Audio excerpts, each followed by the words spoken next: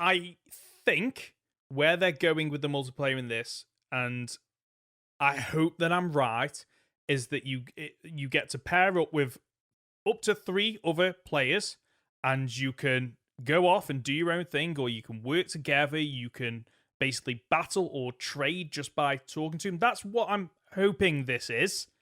That's what they're suggesting it's going to be, at least. Yeah, but you know what GameFreak's like? It's like they hint at things, but not enough to like make it concrete and go, right, that's definitely what it is. And I think they do it on purpose, so it gives them a little bit of wiggle room. So it's enough to sell people on new features, but they're not confirming it just in case, because like any game developer, there's always a crunch towards the end where, right, we've got, a couple of months to get this out, and we need to really, fine tune all the details and everything. So they're probably giving themselves a little bit of wiggle room. But this is the next step for Pokemon, because Game Freak needs to be careful, because there are so many fan-made ROMs that are trying to emulate this, where you can meet up with other players, real players, and do the core things of Pokemon, battle together, trade Pokemon, and hopefully work together. That this is a much needed step that has been needed,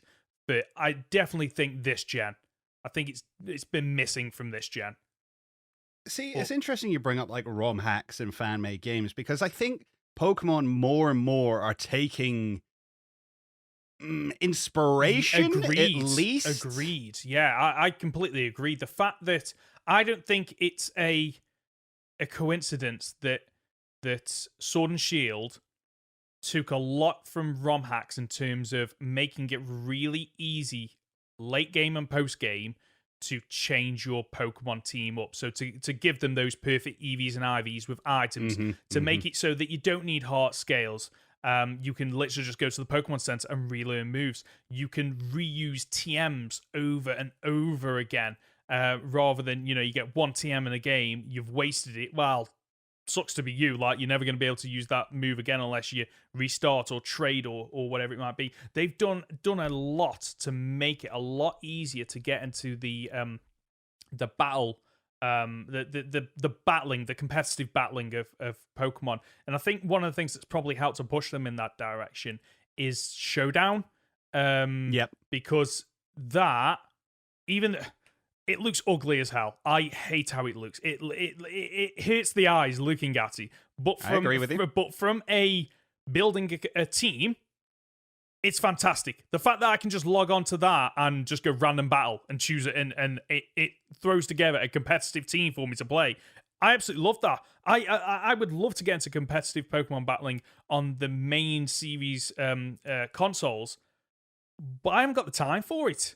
Like, I know. I'm very much the same. And yeah, we'll probably come back to this later, because it was one of the things I've been working on is a new video, is like things I'd like to see, like really specifically weird things I'd like to see in the next game. Oh, okay. And one of them was straight up, I want a battle simulator. Yeah. I don't need it to be used in the worlds. Because I understand the need for breeding and IV leveling and stuff like that to be important, to be a necessity for people to be like, well, no, this is my team that I've built. Even though, and if we get really, really pedantic about it, most people don't build their own teams. No, they don't. They look up online, what can I get, and build it that way, or they just rent. Well, I don't even mean that. I mean, like, so you're talking about like world class players, people who are going to be at Worlds this year. They don't build their teams; they outsource that to other people. Oh, like I'm not going to sit here and say they gen Pokemon in like some people do, but they definitely aren't building them themselves, because that's just not something they've got time to do. No. So if that's the case, why are we still bothering?